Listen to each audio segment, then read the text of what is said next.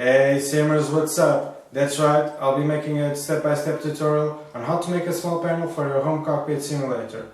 It will be just a small panel, but at least we'll get started and perhaps maybe you'll make some more panels and reach a full cockpit, okay? Let's get started.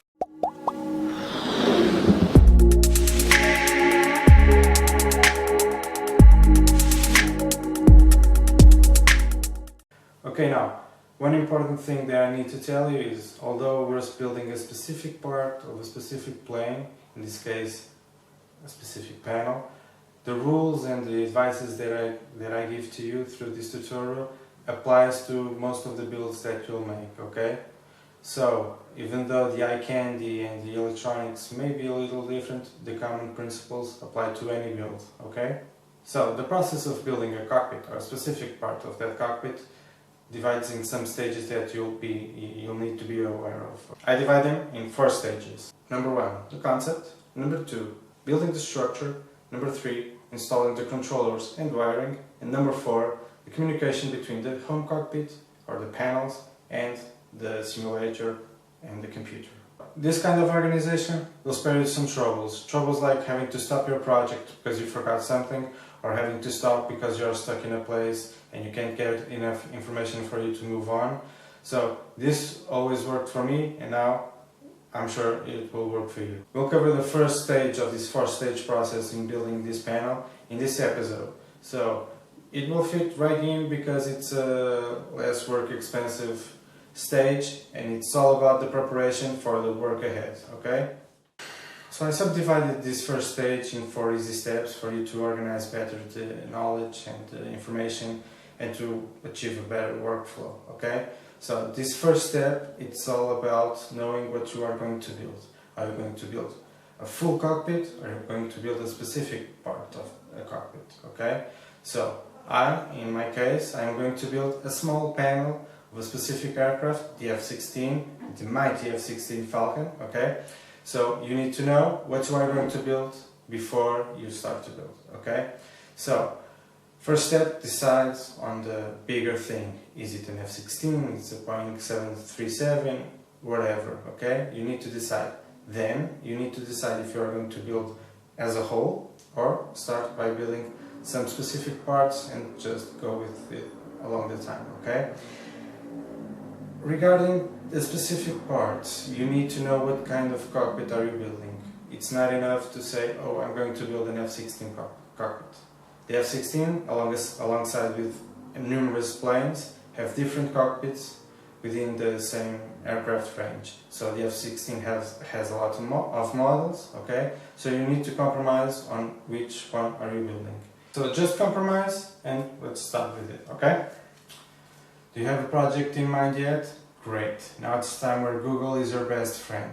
You'll be doing some studying and researching of the part or the whole cockpit for the measurements and the exact eye candy that you'll need, okay? So you'll need to know exactly how big the structure is, or how big the part is, and how it looks, okay?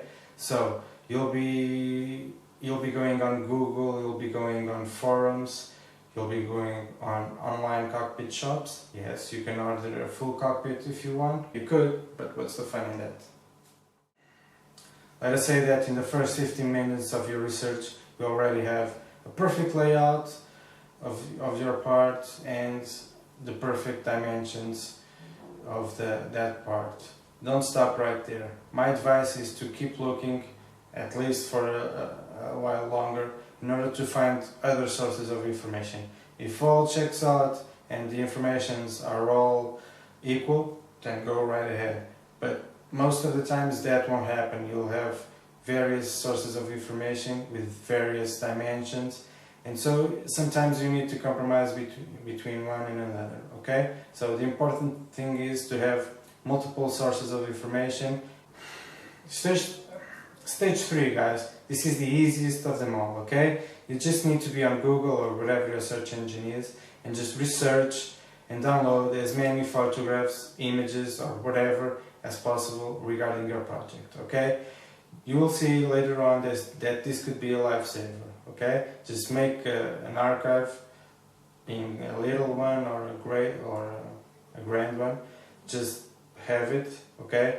It will save you from having doubts on the future. Where do I put this? How is it oriented in the cockpit? Okay, it will be a lifesaver. With this in mind, you need to be on the lookout for a layout or a photograph that serves as a layout.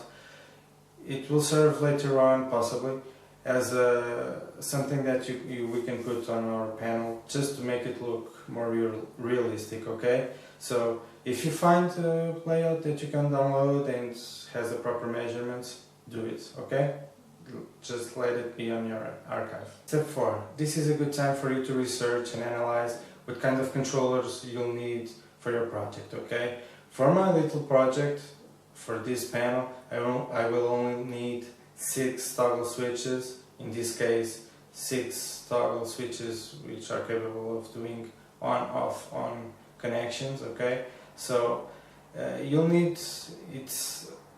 don't need them for right now, for this stage of the cockpit building, but it's better to have because there are multiple kinds of switches and multiple kinds of controllers, and it's better to have on an early stage. This way you can test them on your panel to see if all the measurements are correct. So it's kind of a preparation work, and it's advisable for you to own some previous to the building stage.